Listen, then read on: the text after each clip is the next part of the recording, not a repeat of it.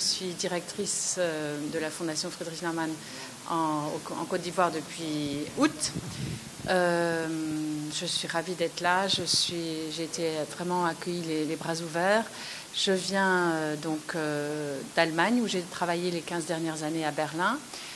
J'ai travaillé pour les fédérations des industries allemandes. C'est un peu la structure de lobby pour toutes les industries allemandes. Et donc, pour moi, c'est un peu un challenge. J'ai beaucoup travaillé au sein de mon travail avec l'Afrique, mais jamais en Afrique. Donc, c'est ça le défi. Aujourd'hui, je suis ici et ravie d'être là. Voilà. Et pourquoi particulièrement la Côte d'Ivoire ? À la Côte d'Ivoire, parce que la Fondation Naumann est ici depuis très très longtemps. On a un bureau depuis longtemps et je couvre toute l'Afrique occidentale. Je suis basée au Sénégal, donc je suis à Dakar, mais je suis donc très souvent ici aussi. J'ai aussi le Mali que je couvre, donc j'ai 3 pays.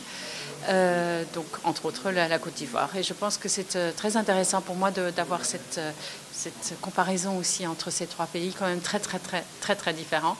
Et c'est un choix que la Fondation a fait il y a quelques années, mais dont je suis tout à fait convaincue. Alors, vous avez cité tout à l'heure le Mali. Bon, il y a la Côte d'Ivoire, il y a le Sénégal.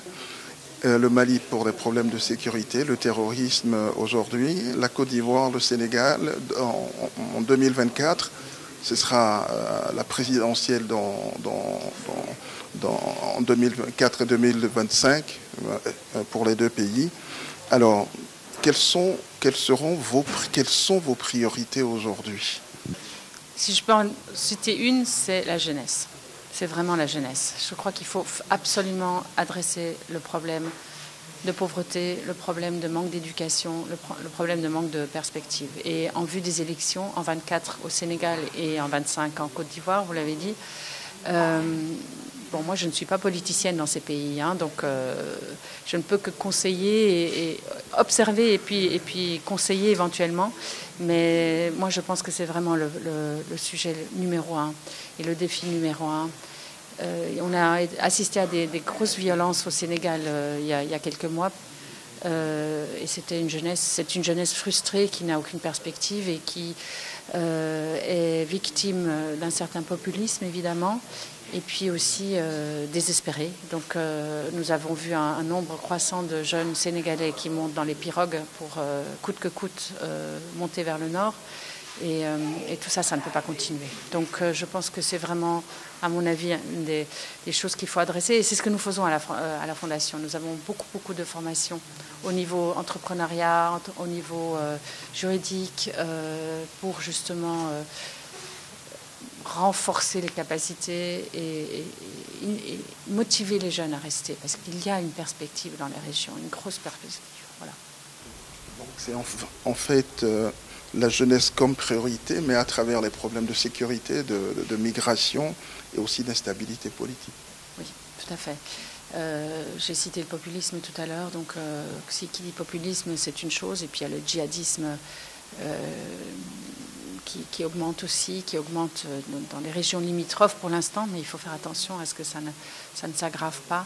Et des jeunes qui sont désespérés sont rapidement victimes de ce genre de mouvement. Donc oui, tout à fait. En quoi la Fondation pourrait-elle aider à un meilleur partenariat économique entre des entreprises peut-être allemandes et ivoiriennes?